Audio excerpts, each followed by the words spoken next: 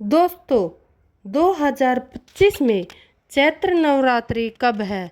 29 मार्च या 30 मार्च? कलश स्थापना का शुभ मुहूर्त क्या है? आज सभी बातें मैं आज की इस वीडियो में आपको बताऊंगी। स्थापना का शुभ मुहूर्त आज मैं आपको बताऊंगी। नवरात्रि 9 दिन की पड़ेगी या 10 दिन की या 8 दिन की? जानिए सब कुछ आज की वीडियो में। दोस्तों, नवरात्रि में क्या खाएं, क्या नहीं खाएं, यह सभी बातें आज की वीडियो में मैं आपको बताने वाली हूँ। इसलिए वीडियो अच्छा लगे तो चैनल को लाइक करें और सब्सक्राइब करें और वीडियो को पूर्ण ध्यान से देखें।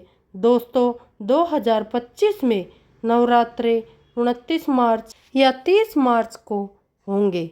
दोस्तों, 30 मार्च को नवरात्रों में घट स्थापना का शुभ मुहूर्त 30 मार्च को 6 बजकर शुरू होगा और 10 बजे तक बहुत अच्छा समय है। 4 घंटे की समय है। इस अवधि में आप घट स्थापना कर सकते हैं। इतना समय सौभाग्य से मिलता है। आप समय निकाल कर घट स्थापना कर सकते हैं।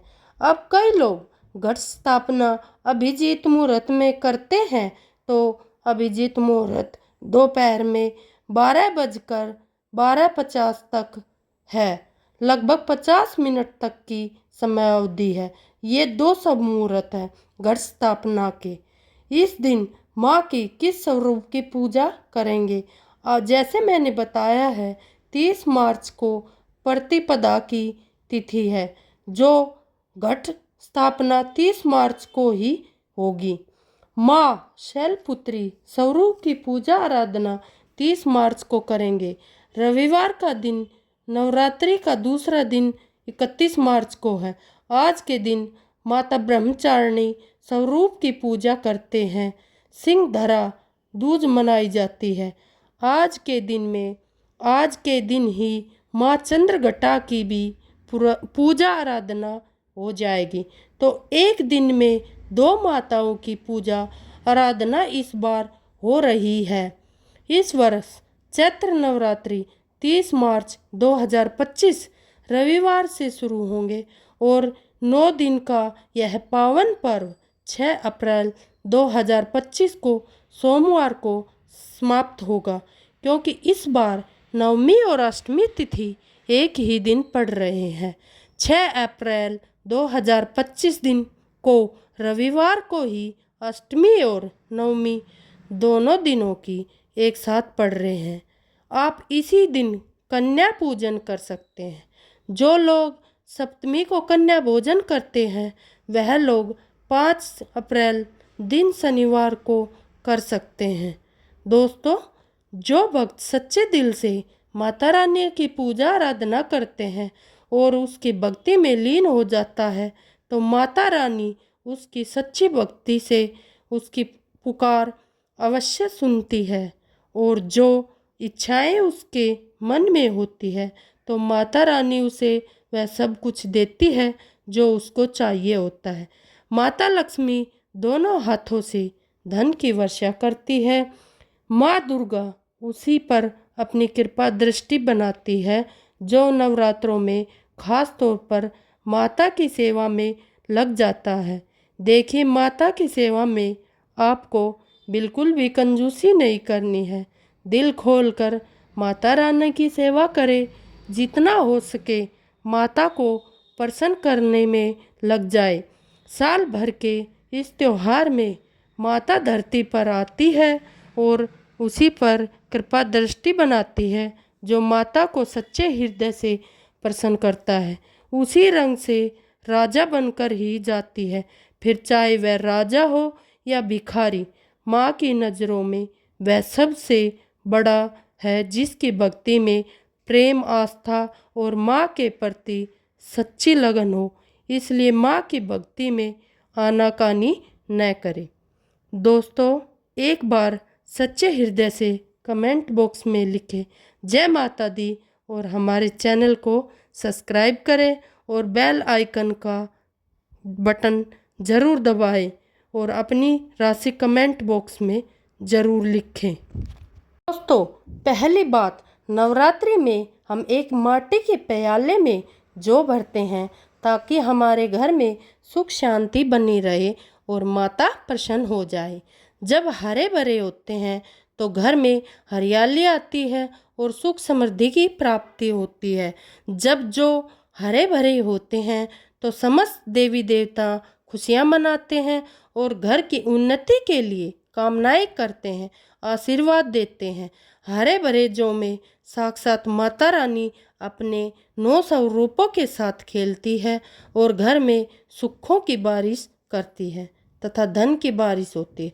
और जिस घर में उस घर में पहले से पता चल जाता है कि इस घर में गरीबी आने वाली है। तो जब जो आपके घर में हरे भरे हो जाए तब उसमें चांदी का सिक्का या 1 रुपये का सिक्का जरूर डालें। सिक्के डालने से माता रानी प्रसन्न होती है और आपके घर में धन का आगमन शुरू हो जाता है। दोस्तों, नवरात्रि समाप्त होने के बाद हरे भरे जौ को क्या करें, इस वीडियो में मैं आपको बताऊंगी कि आपको उन जौ को क्या करना है। और उसके साथ उसमें एक सिक्का डाला है, उसे आप अपने धन रखने के स्थान पर रख ले। इससे धन में बढ़ोतरी होती है। और अंत में नवरात्रि समाप्त होने के बाद इन जौन में से थोड़े पत्ते माता रानी के प्रसाद के स्वरूप में पूरे परिवार को खिलाए। और इसके पत्ते खाना बहुत ही शुभ और मंगलकारी माना जाता है। इसे जो भी खाता है वह जल्दी बीमार नहीं पड़ता। और बाकी इन जौ को गंगा में विसर्जित कर दे या किसी बहते हुए जल में प्रवाहित कर दे। इससे आपका व्रत संपूर्ण और सफल हो जाएगा। दोस्तों, कई लोग अपने घर में अखंड ज्योत जलाते हैं और जो बाती होती है तथा तेल बाती उसे कई लोग इधर उधर फेंक देते हैं या अपने घर में संभाल कर रख लेते हैं या फिर पानी में डाल देते हैं, जो कि इससे आपको कोई फ़ायदा नहीं होता।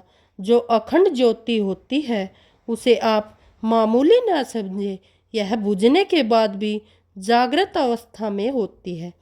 इसमें साक्षात माता दुर्गा का वास होता है।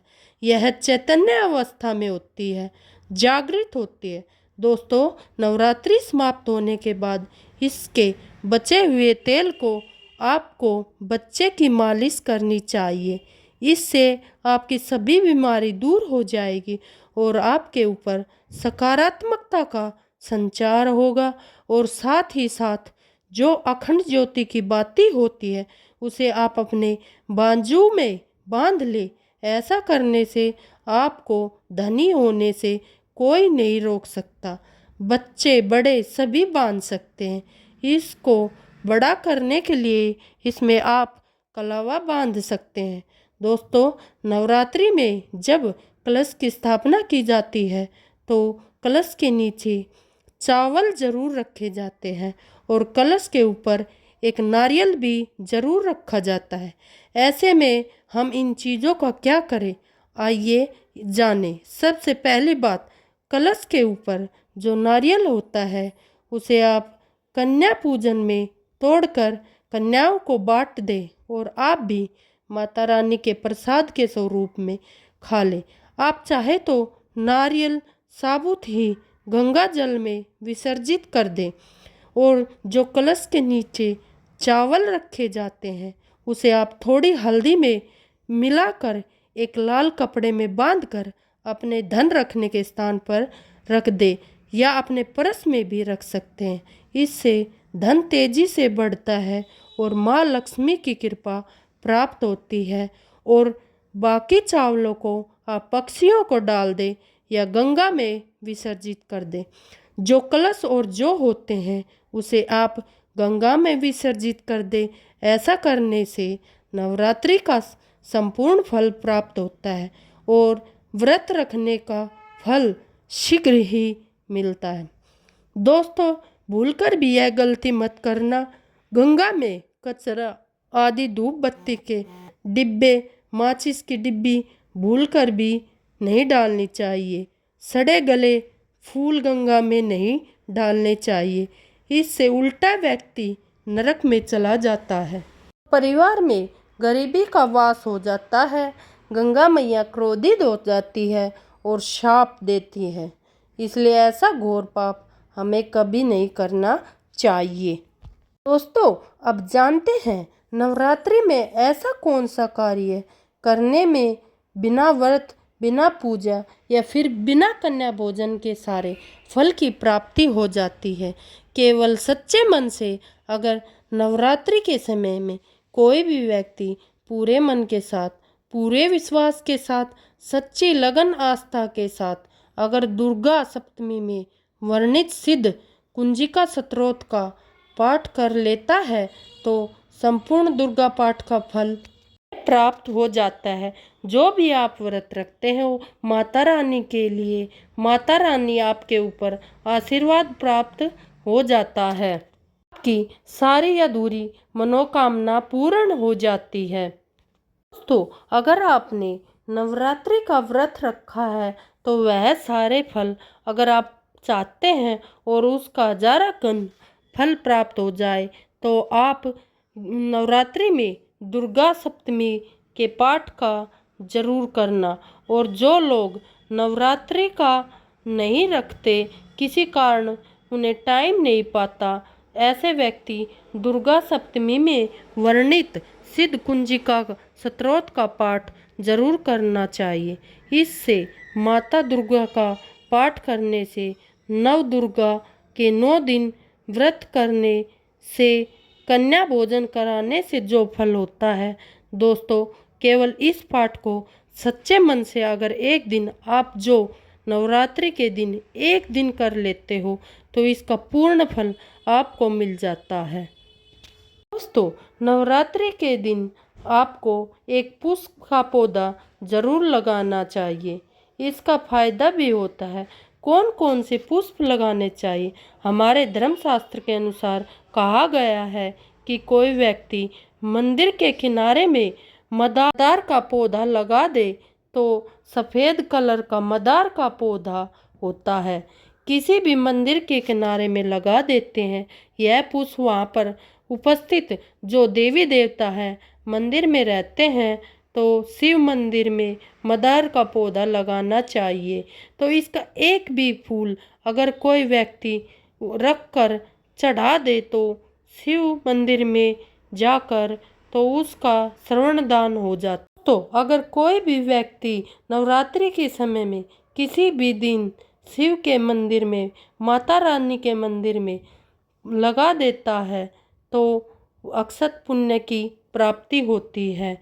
इसमें न तो आपको व्रत करना है और न ही पूजा पाठ करने की ज़रूरत होती है। दोस्तों, नंबर 2, आप सदाबहार का भी पेड़ लगा सकते हैं।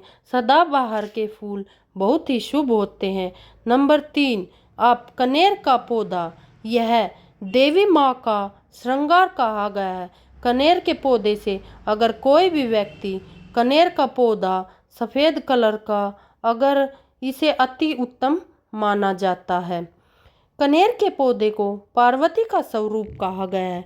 धर्मशास्त्रों में तो कनेर का पौधा चढ़ाने से माता रानी बहुत प्रसन्न होती है और गोदान के बराबर हमें फल की प्राप्ति होती है। आप चाहे तो गुड़हल का भी पौधा लगा सकते हैं।